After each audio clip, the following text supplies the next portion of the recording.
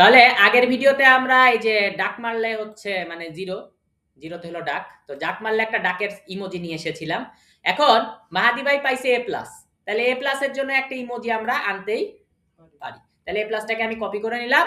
Copy করে আমি যেই কাজটা করব, আমার এই টেবিলের কাছে গিয়ে একটা এলিফ নিছি, একটা অথবা যদি নিছি, আমি কিন্তু ইফ নিতে পারবো একটা একবার, আর এলিফ নিতে পারবো বারবার।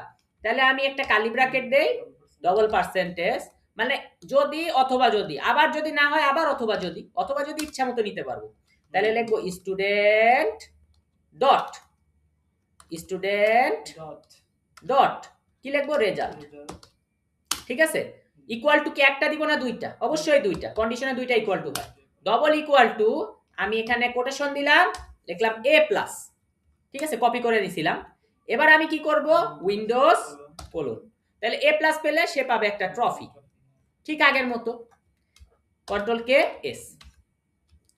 এবার আমি যে কাজটা করব, আমি কন্ট্রোল আট দিয়ে রিলোড মারতে পারি অথবা রিলোডে ক্লিক দিয়ে। তো মাহাদি ভাইয়ের নামের পাশে নাই, এবার আমি যখন রিলোড করলাম মাহাদি ভাইয়ের নামের পাশে কি আসলো, একটা ট্রফি চলে আসছে। ওকে, পরের ভিডিওতে দেখা হচ্ছে।